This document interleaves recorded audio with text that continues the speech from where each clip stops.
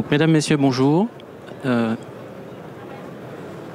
Tout d'abord, je voudrais vous remercier pour votre présence et pour votre participation à cette table ronde. Nous sommes très fiers de participer en fait à ce forum de l'innovation. Nous tenons tout d'abord à vous remercier pour votre présence. Alors, on va partir directement sur le titre. Ne dites pas à ma mère que je suis designer dans la défense. Elle me croit trader à la défense. Alors sinon, je saurais que c'est vous. En fait, derrière ce titre à la Audiard qu'on a voulu accrocheur, alors, ça marche un peu, pas complètement. Derrière ce titre se cache en fait une confidence. Être designer dans la défense n'est pas forcément confortable. Alors pourquoi c'est pas confortable ? D'abord parce que dans le monde de la défense et de la DGA en particulier que je connais bien, qui est un monde d'ingénieurs ultra rationnels, quand vous dites que vous êtes designer, on vous regarde avec étonnement un peu comme un animal exotique. Et puis assez vite, on vous fait comprendre que dans le domaine défense, on fait du fonctionnel. Alors je suis un peu caricatural, mais c'est quand même un peu ça, qu'on fait du fonctionnel et de l'efficace, et que le design, c'est plutôt fait pour le civil. Voilà. Puis par ailleurs, là où c'est pas confortable non plus, c'est que dans le domaine du design, quand vous dites que vous travaillez pour la défense, on vous regarde avec des yeux un peu colériques, en vous laissant l'impression que vous êtes une sorte de chevalier de Jedi qui vient de passer du côté obscur de la force. Et avec parfois un discours du genre c'est pas beau la guerre, il faut pas travailler pour les militaires. Voilà. Donc, bon, trêve d'état d'âme. Comme dirait Lino Ventura dans la métamorphose des cloportes, on n'est pas là pour créer une amicale. Du coup, on va profiter de cette table ronde pour, en quelque sorte, tailler, enfin, du moins revenir sur des choses un peu plus concrètes autour du monde du design dans la défense, et puis se poser quelques questions sur qu'est-ce que le design dans le domaine de la défense, justement, quels sont ses apports, comment est-il pratiqué, et globalement, quelles sont les actions étatiques et industrielles en cours dans ce domaine. Voilà. Donc, pour m'aider à répondre à ces questions, j'ai l'honneur d'accueillir et de vous présenter Dominique Héon, qui est là-bas. Donc Dominique, tu es consultant spécialisé dans le management du design et de la qualité perçue. Tu as 25 ans d'expérience dans l'automobile, notamment comme chef de produit responsable des opérations du centre de design Peugeot, PSA, Citroën, et directeur de projet transversal qualité perçue qui a accompagné la montée en gamme du groupe et qui a débouché sur la marque DS. Tu interviens actuellement à la DGA avec la société ECM, dans le cadre du projet technologique de défense design, précisément, que j'aurais pu précédemment citer si je m'étais présenté, mais bon, je me présenterai peut-être après. Je suis l'architecte de ce PE en l'occurrence, pour définir et mettre en œuvre un référentiel métier permettant d'intégrer le design et la qualité perçue dans les systèmes d'armes. Ensuite, j'accueille Claire Tréfou. Bonjour à tous. Je vais prendre ma fiche parce que je ne connais pas le texte par cœur. Donc toi, tu es senior designer chez Thales X. Tu es diplômé de l'école Boulle et de l'école nationale de création industrielle NC à Paris. Tu as travaillé avec différentes entreprises de haute technologie, Capgemini et EDF pour ne pas les citer, pour mettre en place des pratiques de design au sein de l'ingénierie. Aujourd'hui, avec Thales, tu remets l'humain au centre du débat et tu pousses l'innovation par l'usage dans un environnement que l'on peut qualifier de techno-push, en mobilisant des champs d'inspiration qui questionnent la technique. Enfin, Mathias Vanneuve, toi tu es responsable de la cellule design de Nexter Systems. Tu es diplômé d'un Master Engineering Design de l'Institut supérieur de l'ISD Valenciennes, ISD Valenciennes. Après plusieurs expériences de design dans le milieu industriel chez Manitou et Renault Trucks, tu as intégré Nexter Systems pour mettre en place une démarche de design industriel intégré. Tes faits d'armes s'articulent aujourd'hui autour du programme Scorpion, jusqu'au champ européen, jusqu'à la robotique, et tu as une source de motivation qui est de transformer l'industrie par le design. Voilà, donc ma première question, je sais qu'on n'a qu'une demi-heure, alors j'essaie d'aller un peu vite, s'adresse à tous les trois. Si on s'en tient au domaine de la défense, qu'est-ce que le design ? Dominique. Alors, En fait, dans tout produit, quel qu'il soit, vous avez des dimensions objectives. Ces dimensions objectives, ce sont les prestations fonctionnelles, c'est la qualité au sens traditionnel, c'est-à-dire fiabilité, durabilité. C'est évidemment des coûts maîtrisés et dans des délais, parce que le meilleur produit du monde, s'il arrive trop tard, et on le sait bien aussi dans le militaire, ne fera pas son job. Mais pour autant, il y a le slide qui a sauté, mais pour autant, ça suffit pas. Ça suffit pas pour faire un produit réussi. Il faut y rajouter de l'attractivité. L'attractivité, ça passe par quoi? Ça passe par le style, ça passe par l'innovation. Et il faut rajouter aussi de la qualité perçue. Alors juste un tout petit mot sur la qualité perçue. En fait, c'est vraiment l'ensemble du ressenti que l'on a à travers ce que l'on voit, ce que l'on touche quand on utilise un objet. Et si je vous prends un seul exemple, vous avez beau avoir un produit qui est extrêmement robuste, si jamais l'impression qu'il vous donne par ses matériaux, par sa forme, n'est pas bonne en termes de robustesse, eh bien, vous n'obtiendrez pas une bonne image de votre produit, donc vous raterez votre cible tout simplement. Donc le design pour moi en fait c'est très simple, hein. C'est la synthèse de tout, de ces dimensions objectives et de ces dimensions subjectives au service d'un objet qui devient pertinent et valorisant. D'accord, donc on est bien d'accord, c'est pas que faire des belles choses. Hein. Surtout pas. Voilà, donc je vais passer la parole à Mathias, côté Nexter. Oui, tout à fait. Merci à tous d'être là et bonjour. Ma réponse sur c'est quoi le design dans la défense, pour moi c'est le fait de rendre attirant, et c'est une méthode en fait. C'est une méthode qui va commencer par les aspects sensibles d'un produit, dans le but en fait de faire vibrer la corde sensible de l'utilisateur ou de l'acquéreur. Donc on va créer de la valeur en plus des performances attendues pour que le produit soit attirant. Donc comme on l'a dit, c'est pas forcément faire beau, contrairement à ce que disait Raymond Loewy, même si on cherche souvent à faire beau, mais le beau est relatif. Donc il faut un référentiel, il faut savoir comment s'y prendre, il faut savoir ce qui fait vibrer la corde de l'utilisateur. Et on voit ici sur la planche, hein, j'ai pris l'exemple du programme Scorpion. Là, on est à l'état 2014 où il y a le design qui propose une version pour créer une famille, pour fédérer et pour plaire à ce qui va marcher avec les cavaliers, par exemple. Ok. Je passe la parole à Claire maintenant, sur côté Thales. Ouais.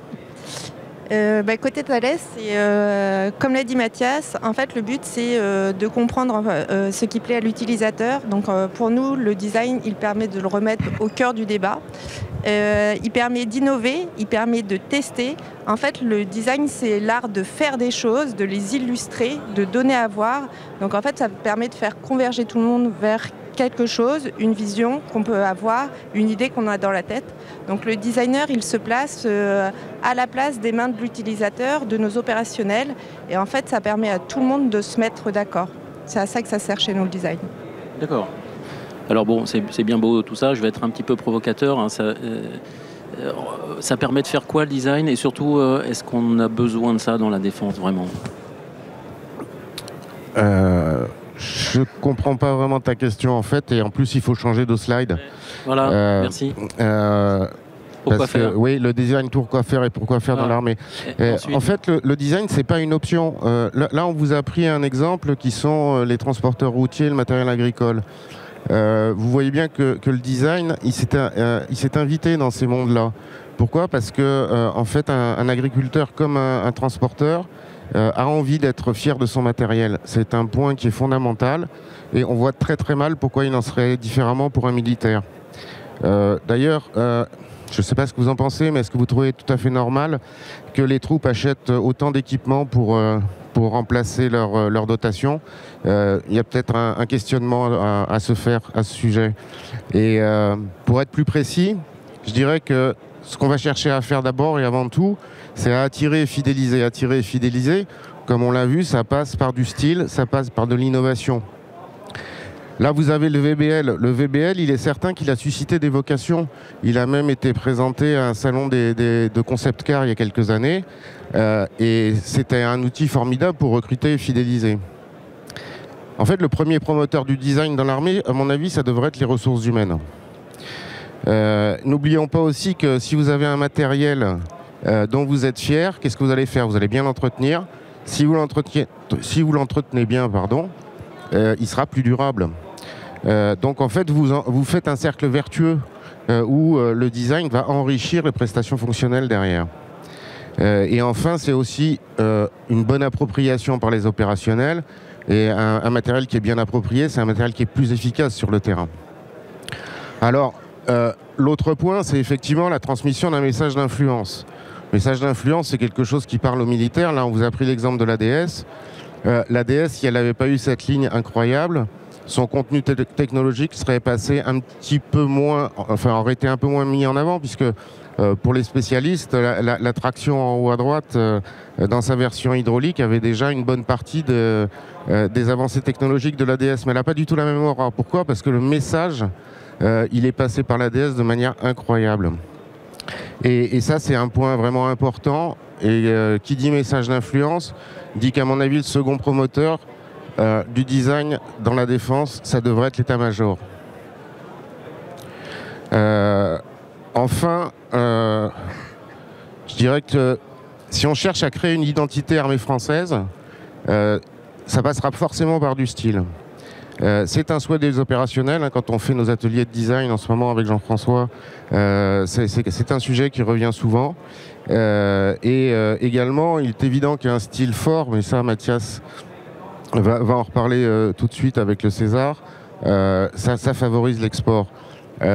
Donc en gros, les derniers promoteurs du design, ça devrait aussi être les politiques et les industriels. Ouais, merci Dominique, hein, c'est une belle réponse. Donc en fait, valoriser, attirer, fidéliser, faire passer l'innovation au-dessus de la technologie, hein, d'une certaine manière. Enfin, c'est-à-dire que si on n'a que de la techno et que finalement on ne lui donne pas un certain aspect, on risque de passer à côté. Donc du coup, Mathias, je pense que Dominique t'a passé le relais, côté Nexter. Oui. Côté Nexter, effectivement, tu suggérais l'exemple du César 8.8. Effectivement, il y a une planche après que je vous propose où on le voit dans son état contrat actuel. Du coup, l'intérêt de l'industriel, en fait, c'est de se différencier, c'est de donner du caractère à ses produits. Et ce produit, c'est l'idéal pour montrer l'enjeu qu'il y a aussi autour de l'export. À la base, on a un produit qui est le César, qui est une innovation technologique. Hein, c'est poser un canon sur un camion. Et depuis, ça a été pas mal de fois copié. Et les concurrents, ils sont arrivés à un très bon niveau de maîtrise technique. Donc aujourd'hui, on a eu besoin de faire évoluer notre produit, c'est normal. Donc le César 8.8, il embarque un bon paquet de technologies en plus. Mais quand on l'a regardé d'un point de vue architecture, on s'est rendu compte que c'était un produit qui devenait long. Il était adapté à la haute intensité, donc il était plus gros. Et tout ça, c'était des choses qui n'étaient pas forcément valorisantes. Et ensuite, on a discuté aussi avec le commerce. Et on a appris que en fait, le César était apprécié, mais en revanche, on pouvait lui reprocher un côté un peu vieillot, par le porteur, par l'intégration de l'artillerie avec des durites, etc. Et donc en fait, on a pris tout ça comme une référence et on a essayé de mettre en valeur donc, les performances supplémentaires et de corriger, par exemple dans la silhouette, un peu sa longueur. Donc on voit sur les photos, il y a une petite astuce visuelle, une espèce de tache noire au milieu qui va réduire la silhouette. On a cherché à gommer son côté coton-tige, si on avait une grosse artillerie, une grosse cabine et rien au milieu. On a également bien arrangé tout ce qui composait l'emport, etc. Et ça a donné un produit qui a un design qui se différencie de la concurrence, qui est bien maîtrisé, qui se met en valeur, qui n'a pas l'air trop long, qui a l'air dynamique tout en étant costaud. Et ça a fait écho en fait, hein, tout simplement. Donc très vite, quand on l'a développé, quand on a eu fini de le développer, il a trouvé son marché avec le Danemark notamment et aujourd'hui avec la Tchéquie. Et le client, on le voit sur la petite photo du haut, il est très fier de son produit, il s'est investi dans le développement. Donc Claire l'a rappelé aussi, hein, l'intégration de l'utilisateur dans le process c'est très important. Et voilà, c'est à ça que sert le design, c'est à se différencier, et à créer de la valeur et à mettre en avant son produit. D'accord. Par rapport à, on parlait tout à l'heure d'attirer les recrues. Moi, je vais te poser la question quand même de à quoi ça sert le design chez Thales, mais il y a une particularité, c'est que tu travailles quand même beaucoup dans le domaine du numérique qui évolue très vite. Et puis on sait aussi aujourd'hui que D'ailleurs, je fais une petite parenthèse. Demain, il y a une conférence de Jean-Louis Fréchin qui s'intitule « Les soldats aussi ont des smartphones » et que je vous invite fortement à aller voir à midi. Je ferme la parenthèse. On sait que les populations qui viendront demain sont en attente de choses qu'ils ont au moins dans la poche aujourd'hui. Comment est-ce que justement le Thales, chez Design, le Thales prend en compte ces évolutions et justement dans le pourquoi faire? Est-ce que tu peux changer de slide? Oui. En fait, déjà, je pense que nos opérationnels d'aujourd'hui, comme ceux de demain, ont envie en fait, d'avoir les mêmes interactions sur leur device personnel que sur en fait, leurs objets professionnels. Parce qu'en réalité, comme l'a dit Dominique, le design est partout. Il est dans l'automobile, il est dans l'objet, il est dans le numérique, il est dans les politiques publiques aujourd'hui, il est partout le design. Et après tout, pourquoi on ne l'a pas dans le milieu de la défense? C'est même quelque part assez étonnant d'en parler juste maintenant. Et donc, nous, on travaille beaucoup en amont. En fait, là, le projet que l'on voit, c'est Centurion. Je vous invite à aller voir le stand qui est présent aujourd'hui. Donc, on travaille sur le fantassin de demain. Et en fait, pour travailler sur le fantassin de demain, forcément, on va commencer à analyser quels peuvent être les nouveaux usages. En fait, là, notre utilisateur, il a 10 ans, ou alors il est pas né. Et donc, du coup, de quoi il va avoir envie? Comment on va arriver à simuler son environnement, l'environnement de demain, sans être vraiment dans la science-fiction, mais quand même en s'appuyant sur un parc industriel qui est concret et qui, dans 10-15 ans, aura évolué, mais qui ne sera pas si disruptif par rapport aux usages d'aujourd'hui. Et donc, en fait, on va commencer à dessiner avec nos ingénieurs et les opérationnels. On va émettre des hypothèses. Donc, c'est ce que vous voyez sur le dessin tout en haut. En fait, on va dessiner avec eux. On va mettre en parallèle ce qu'on sait faire en termes d'industrie et on va commencer à itérer. Là, en l'occurrence, pour la protection balistique, on part sur des éléments qui sont plus modulables et on va essayer de mettre des touches de technologie à certains endroits pour faire en sorte que la technologie soit intelligible par l'utilisateur. Car notre rôle, c'est aussi ça, c'est mettre en valeur les technos que développent nos ingénieurs en interne et la rendre accessible à nos utilisateurs. Merci Claire. C'est assez intéressant, je vais te relancer juste après. Donc du coup, il y a une chose qu'on voit quand même très clairement, c'est que le design, ça passe par un mode d'expression que généralement n'ont pas la plupart des ingénieurs, c'est le dessin. Et ça nécessite d'avoir du talent. Et on verra aussi que ça nécessite de le recruter, ces talents, mais c'est un autre sujet. Et puis le design est partout, mais il est aussi dans tous les types de projets ou de programmes, c'est-à-dire que ça va, on verra, des études amont, etc., mais vous en parlerez mieux que moi, jusqu'au programme en lui-même. La question que je vais vous poser maintenant, et je vais changer de slide, même pour moi je ne les change pas, tu vois, c'est quand et comment le design s'exprime dans les projets. Donc Claire, je te relance. Ouais. Donc du coup on l'a dit, tu peux changer encore. Du coup on l'a dit, donc en phase amont, le designer comme un ingénieur a sa propre culture et donc en fait on va décrypter les tendances, on fait de la veille sociétale, en fait on fait aussi de la veille concurrentielle et en fait on va proposer des nouveaux usages en regard de nos technos qui sont en cours de développement en interne. Donc ça va être vraiment pour tout ce qui va être étude amont. On va proposer des mini-scénarios pour mettre les technos aux bons endroits et proposer à nos opérationnels des choses qui sont en cohérence avec leur scénario d'usage et donc du coup leur vie quotidienne. Le but, c'est d'arriver à coller en fait à leurs pratiques. Et pour ça, nous, on a besoin en fait dans nos STB que justement la DGA en fait arrive à structurer ce besoin-là en termes de qualité perçue et en termes de design. Nous, en tant qu'industriels, ce qu'on peut faire en fait, c'est arriver à fédérer autour de l'image proposée par la DGA par le dessin. Et je veux bien que tu changes. Ouais. Ouais. Et ensuite, tout au long du projet, donc ça, c'était en phase amont. Et ensuite, tout au long du projet, en fait, dans des projets qui sont plus legacy, là, on voit, c'est l'artillerie. Donc là, on est passé sur un projet plutôt digital, logiciel. C'est une solution logicielle. Donc là, on est dans l'artillerie, on est sur Atlas. Donc, c'est quand même pas le projet ou la solution qui paraît la plus innovante comme ça. Pour autant, en fait, l'action de design, elle est très importante parce qu'on va mettre en place des ateliers de co-conception qui vont permettre en fait d'interagir, qui vont permettre On a de la concurrence. Ouais, apparemment. Qui vont permettre en fait d'interagir avec nos opérationnels. Donc en fait, on va être avec des ingénieurs, avec des designers, avec des opérationnels. On va faire vraiment de la co-conception, on va dessiner ensemble, on va itérer ensemble. Parfois, on va même trouver des bonnes surprises. On va arriver à innover dans ces moments-là parce que c'est les moments où on échange, où on regarde ce qui paraît le plus à propos. Et à partir de là, nous, en tant que designers, ensuite, on va reformuler le dessin qu'on a fait tous ensemble. On va le proposer, le simuler. Et en fait, de ça, on va en faire nos spécifications et le développer. Donc, du coup, on va être en seamless entre nos développements et en fait, le besoin opérationnel. Et c'est là où on devient fort et c'est là où le design prend tout son sens. Absolument.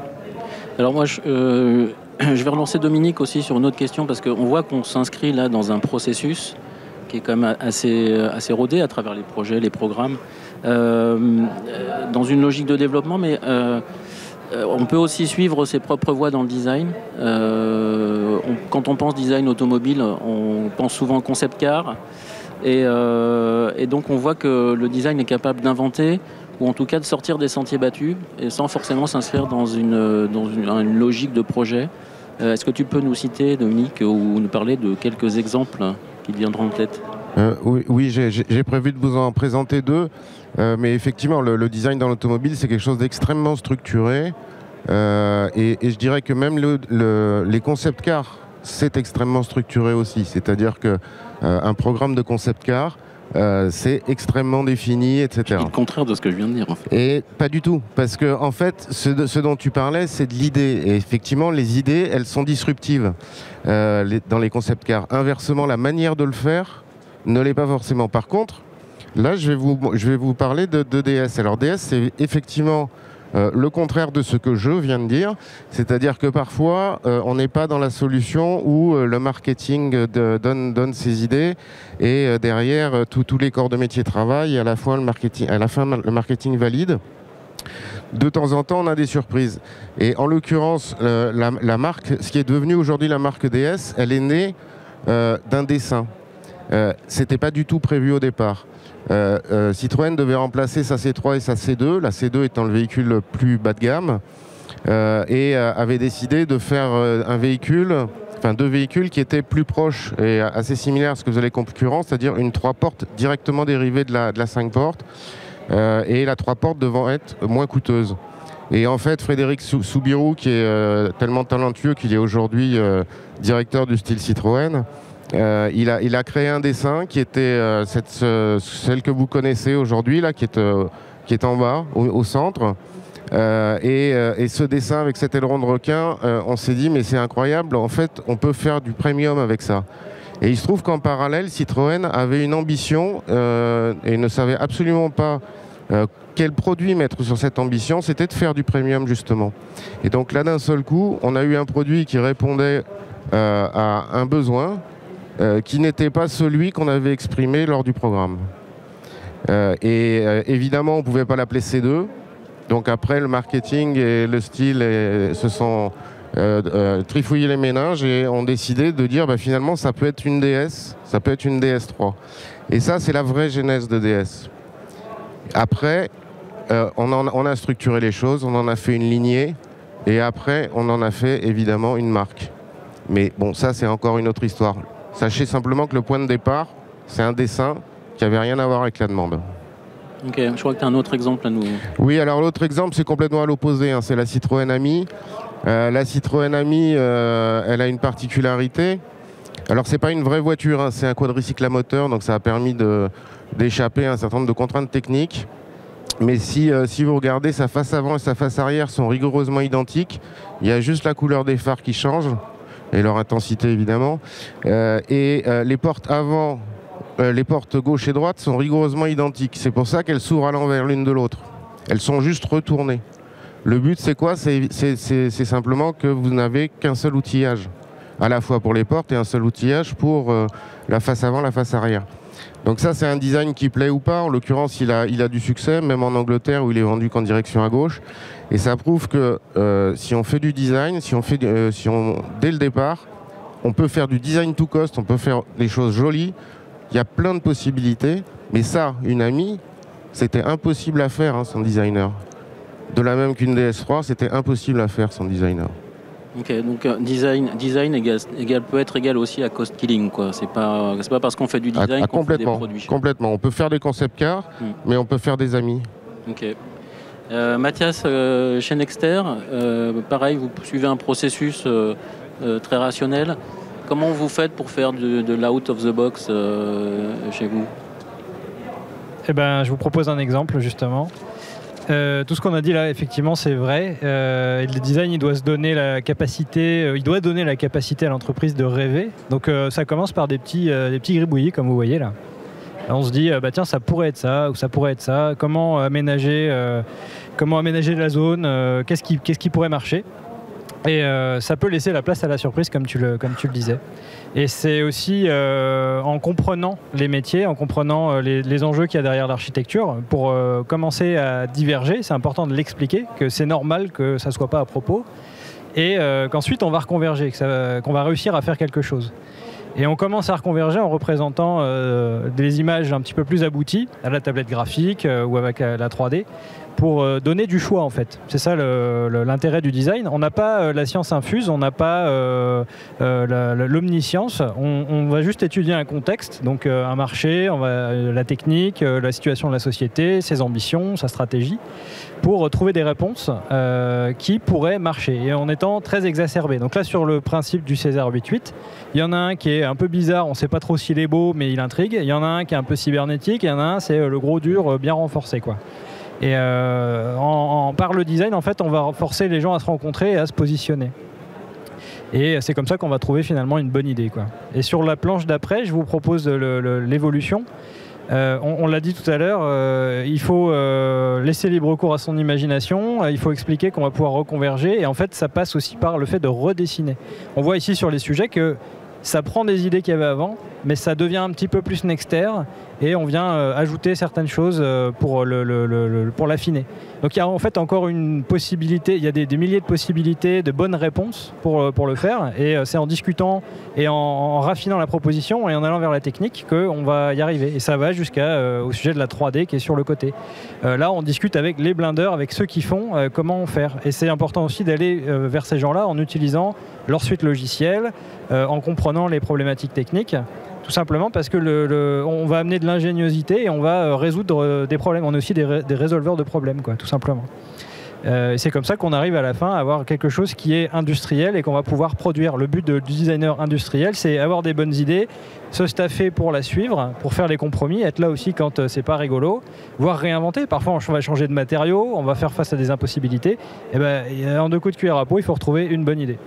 D'accord. C'était un des éléments qu'on avait mis dans le titre. C'est oui. Le design apporte de l'ingéniosité dans l'ingénierie. Et ça, c'est voilà, tu nous le démontres ici. Il y avait un sujet aussi que je voulais vous montrer après. On parlait d'identité de l'armée française. Comment faire? On a un petit peu commencé quand c'était le programme Scorpion que vous avez vu au tout début. Chercher à rendre attirant, chercher à créer un esprit de famille. Et ça s'est produit. Là, vous avez les produits qui sont fabriqués aujourd'hui, qui sont même en dotation pour certains, pour le Griffon. Donc ça c'est bien. Comment on a fait? En fait on est allé chercher l'avis du CEMAT, c'est ce qu'on avait de mieux, on lui a demandé de se positionner par rapport à 4 propositions. Mais on pourrait faire mieux aujourd'hui si on avait en fait, comme l'a dit Claire, de la référence, de la source, pour savoir ce qui va plaire à nos forces. Notamment en tant que Français, on a plein de pépites technologiques, on a du savoir-faire, on peut industrialiser, on peut rendre fier, quoi, tout simplement. Et le designer, il travaille comme de la défense, il travaille comme un designer normal, c'est-à-dire qu'il va étudier un contexte. Donc si on a des infos sur ce contexte, eh ben, on fait mieux notre travail, quoi. Ça passe par le commerce et ça peut passer par d'autres études. Voilà. Très bien, je vois qu'on arrive à 15 minutes. Normalement, on devrait être censé être commencer à passer aux questions. Juste, alors pour conclure en fait sur cette présentation, ce qu'on peut vous dire, c'est qu'effectivement, et Mathias, tu viens de le dire, vous avez besoin de références. Et je crois qu'en fait, ça devrait être aussi un rôle de la DGA que de vous apporter des éléments de spécification. Donc la bonne nouvelle, c'est qu'on a travaillé, notamment avec Dominique, sur la mise en place d'un référentiel métier design et qualité perçue, qui est issu en fait d'entretiens avec les forces et avec les industriels de l'armement, qui est l'issue d'un benchmark industriel au niveau industrie civile et militaire, et qui aujourd'hui constitue un document dans lequel on définit un certain nombre d'étapes. 7 en l'occurrence, on a 30 fiches méthodes qui donnent à chaque étape les actions possibles en termes de design. Et puis en plus, on a prévu un closier type qui est à la disposition des architectes de la DGA et qui permet, sans avoir à faire des études complexes et coûteuses, on va dire, mais on verra que c'est pas forcément un coût, qui permet de très vite mettre des exigences de design et de qualité perçue dans les contrats. Donc avec ce référentiel, on sait aujourd'hui recueillir le besoin utilisateur, le spécifier, et on sait aussi le qualifier, parce qu'on a mis en place des outils qui permettent d'objectiver les choix de design et de qualité perçue. Voilà. Donc en guise de conclusion, moi ce que je voulais vous dire, en fait, ce qu'on peut retenir en fait, de cette table ronde, c'est que d'abord le design, c'est pas un coût, hein, c'est un investissement.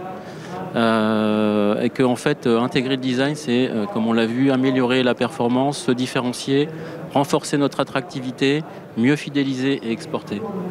Le design concerne tous les équipements, même ceux qui n'ont pas été représentés ici. On a vu néanmoins la frégate FDI, et je sais que DCN, excusez-moi, ça c'était autrefois, Naval Group, parce que j'ai beaucoup travaillé pour DCNS fut un temps. Naval Group a pris ces sujets à bras le corps, et ils ne sont pas les seuls. Donc les industriels de l'armement se mettent en ordre de marche sur ces sujets. Identifier les attentes des forces est primordial. Et donc si nous voulons répondre aux enjeux du design, effectivement les industriels, ils nous l'ont dit, ont besoin de ces prescriptions de style et de design. Et voilà, côté étatique, on a de la méthodo. Aujourd'hui, on dispose d'un référentiel, je l'ai dit, voilà, pour recueillir le besoin. Et puis tout ça dans le respect des marchés publics, parce qu'on a fait attention à ça aussi, pour pouvoir, par exemple, différencier, sur un appel d'offres, pouvoir différencier des offres en n'ayant pas de jugement subjectif, mais en étant bien objectif sur la façon de noter les différents candidats. Et puis également dans les contraintes de temps du programme. Voilà. Et puis pour ça, il faudra des ressources. Aujourd'hui, on est peut-être un petit peu limité, mais j'ai bon espoir qu'un jour on puisse monter en puissance là-dessus. Et puis il faudra aussi attirer les talents, et ça nécessite aussi d'avoir des contacts avec les écoles, éventuellement les labos de recherche et autres sur ces sujets-là. Et puis voilà, j'ai envie de dire, il n'y a plus qu'à. Et puis je vous propose de passer aux questions si vous le souhaitez. Vous avez d'ailleurs un projet de design Naval Group juste là à regarder, intéressant, sur les navettes. Et il faut demander du design, parce que c'est comme ça que ça fait avancer le schmilblick dans les contrats. Ça force les industriels à se mettre en état de marche, quoi, tout simplement. Oui, juste une chose, je pense que la question, en fait, elle a été mal posée par Jean-François. Il a demandé pourquoi du design dans le militaire. En fait, ce qu'il faudrait se poser comme question sur chaque programme, c'est pourquoi j'en ferai pas. Et c'est en répondant à cette question-là que probablement on fera bouger les choses.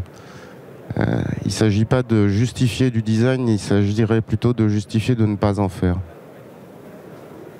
Bien vu. Vous avez peut-être une expérience à nous remonter ou à partager sur le sujet de votre côté ?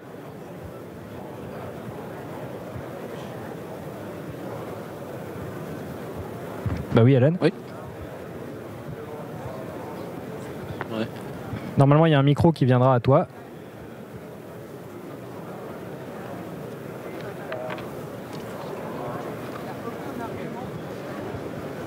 Merci. Bonjour, Alan Bluto, ergonome MBDA. Bonjour. Ma question elle va être simple. Dans les programmes dans l'industrie justement de la défense, on voit donc mon côté l'ergonomie, mais comme le design généralement et bien que vous l'avez démontré que ce n'est pas le cas, comme des facteurs de coût.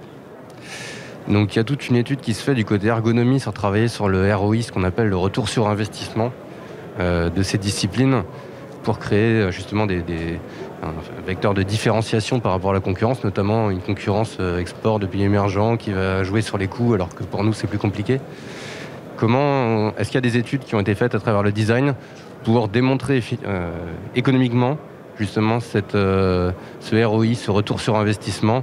Parce que oui, les responsables programmes qu'on a chez nous, pour eux c'est important justement de pouvoir quantifier la valeur, la plus-value financièrement de ces différents domaines que sont le design ou l'ergonomie. Alors nous, côté DGA, c'est pas des études qu'on a fait, mais je pense que ça intéresse directement les industriels. Je pense que s'ils sont là, c'est aussi que ça rentre dans les coûts. Donc, je ne sais pas si vous avez une réponse à apporter. Moi, je vais juste faire une réponse très, très lapidaire. Dans l'automobile, c'est 30% des raisons de choix, 2% des dépenses du budget technique. Ok, nous, côté Thales, on a fait cette analyse sur un projet de sécurité. On a divisé par 4 en fait, le coût de développement, juste parce qu'en fait, on avait testé, itéré avant. Et donc, en fait, on a développé juste tout de suite. Donc, en fait, on ne s'est pas trompé. Il y a eu une meilleure adhésion de notre produit. Et du coup, tout le monde était gagnant. J'ajouterais aussi qu'effectivement, sur le logiciel, c'est facile de montrer le ROI, puisque tu peux par le process très vite démontrer que tu as mis 6 mois de moins ou 3 mois de moins. Donc en coût fixe de développement, en fait, c'est facile de montrer l'impact. Et ensuite, sur le design produit, c'est plus compliqué parce que c'est subjectif. Donc on a des cas export où on a des clients qui nous disent votre produit il est bien. On avait par exemple le VBCI 2 qui n'était pas designé, il ne se différenciait pas de l'ancien VBCI. Et il était moins bien que les concurrents. Et donc en performance, il était bon, mais il se vendait pas bien. Donc ça, c'est le client qui nous a fait bouger, qui a fait déplacer un peu la barrière qu'il y avait au niveau de la boîte. Donc là, c'est plutôt, j'ai peut-être pas, enfin, qu'est-ce que je gagne? Mais en fait, je gagne un contrat, quoi. Sinon, je l'aurais pas eu. Et après, il y a la performance du César dont je vous parlais tout à l'heure, c'est-à-dire qu'environ un an après qu'il soit présenté, il y a un contrat qui est signé. Il n'y a pas que le design qui fait que ça s'est passé, mais il a participé au choix, quoi. Mais il fallait être bon en performance et en politique. Oui, je te rejoins. Je crois qu'on n'en a pas beaucoup parlé, mais en fait, le design, c'est aussi gage de confiance. En fait, le fait de travailler, de dessiner le moindre détail, ça permet aussi de donner confiance à notre client et de se dire, OK, en fait, tout est pensé. Et donc, du coup, là où je vais, tout sera toujours comme ça. Et je pense que c'est ça, nous, on appelle ça chez Thales le ROE, le retour sur expérience, en fait, versus le ROI, où finalement, ça va permettre de contractualiser, ça va faire aussi de nos utilisateurs des prescripteurs de nos solutions. Et c'est là où, en fait, on devient plus fort. Il y a des sujets où ça bouge plus vite, notamment la robotique. Et effectivement, la robotique, quand on imagine des choses qui n'existent pas encore, il faut le faire accepter. Il y a une techno qu'il faut vendre, quoi. Et il y a plein d'acteurs sur la robotique. Et il y en a qui ont l'air d'être des objets de modélisme un peu durcis. Et puis il y en a d'autres qui ont l'air d'être bien faits. Il y a une bonne maîtrise, et c'est ce que tu décrivais. Et ça, c'est ce qui fait la différence. Et chez Nexter, il y a Nexter Robotics. Et c'est quelque chose qu'on essaye de travailler au niveau du design pour qu'on ait une identité et qu'on voit bien la bonne maîtrise et que ça rassure. Ouais, tout à fait. Faire la différence, encore une fois. Alors, il y a effectivement des aspects coûts aussi, mais on voit aussi que le design, c'est quelque chose qui fédère énormément. Et l'adhésion, en fait, des équipes, et aussi bien chez le client que chez l'industriel, c'est quelque chose qui vient aussi renforcer l'intérêt, en fait, pour le projet. Ouais. Et donc, du coup, les gens s'investissent beaucoup mieux sur un projet designé que sur un projet qui ne l'est pas. Oui, c'est vrai. Sur César, c'est aussi une forme de fierté interne. Les gens descendent, disent super, on l'a fait, quoi. On est content. On est sponsorisé.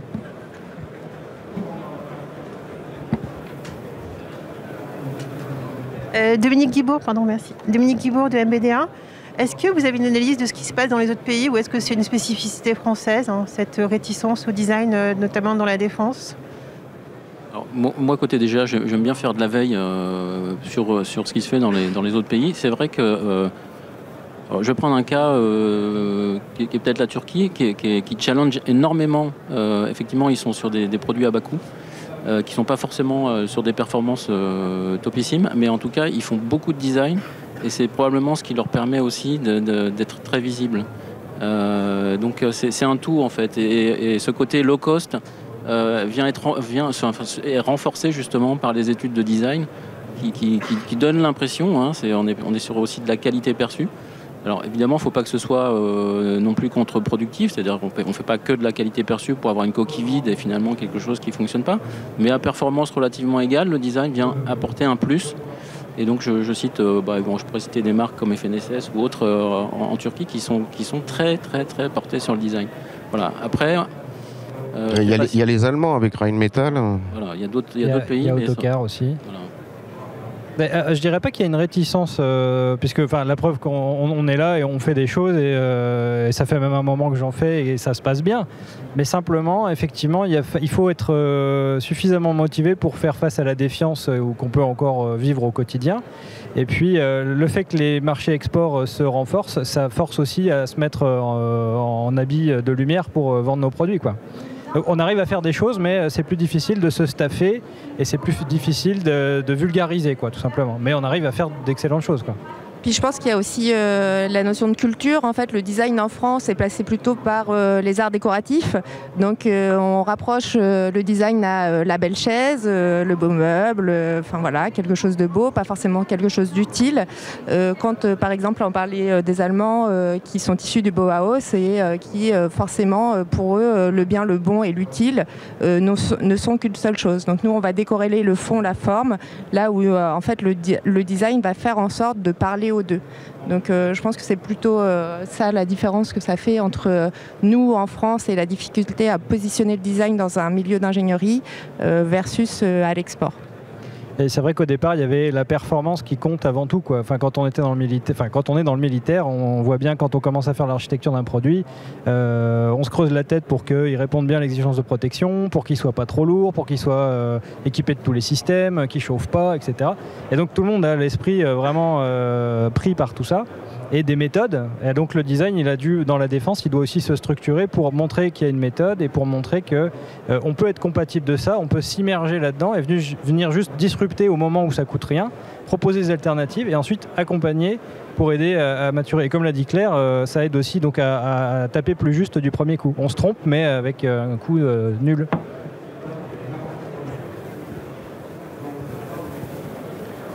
Du coup, est-ce que vous auriez d'autres questions éventuellement ?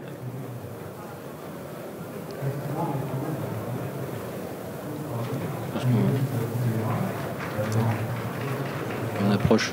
Une question par ici, monsieur. Question.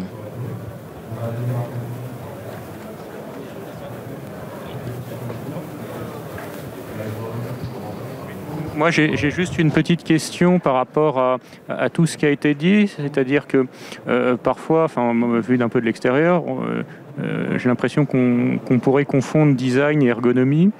Et donc, alors je ne doute pas que les designers fassent des choses, soient compétents en ergonomie, si je puis dire. Mais quelqu'un qui a le choix entre avoir une équipe avec que des ergonomes et des ergonomes plus un designer, comment est-ce que vous lui donneriez envie justement de prendre le designer en plus ? Parce que par rapport à la satisfaction du besoin, on peut se dire l'ergonome suffit.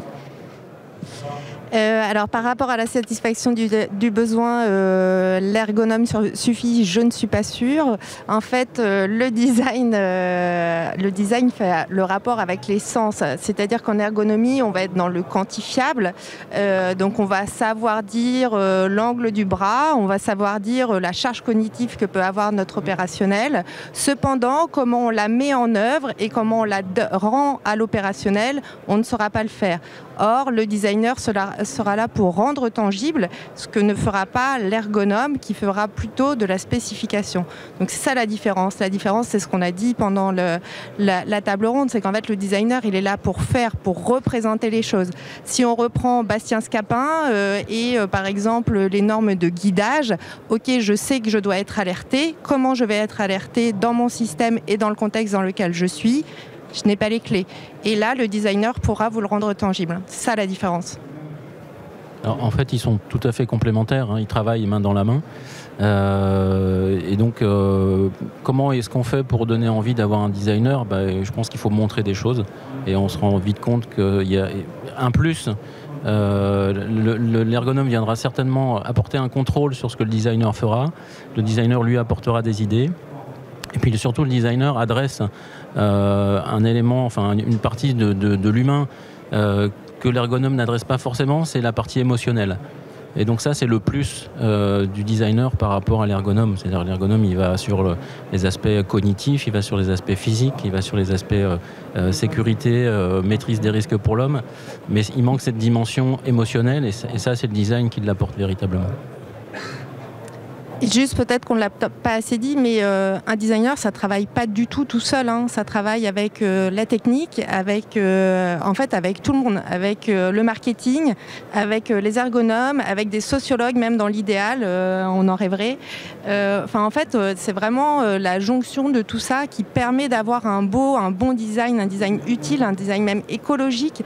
En fait, ça prend en compte toutes les problématiques. Hein. Normalement, un vrai moment de créativité, une vraie session de créativité, elle permet ça en fait. Elle permet de vraiment, je crois que c'était toi Dominique qui en parlait, hein, de croiser vraiment les métiers. Et là, on va devenir intéressant et intelligent en fait. Hein.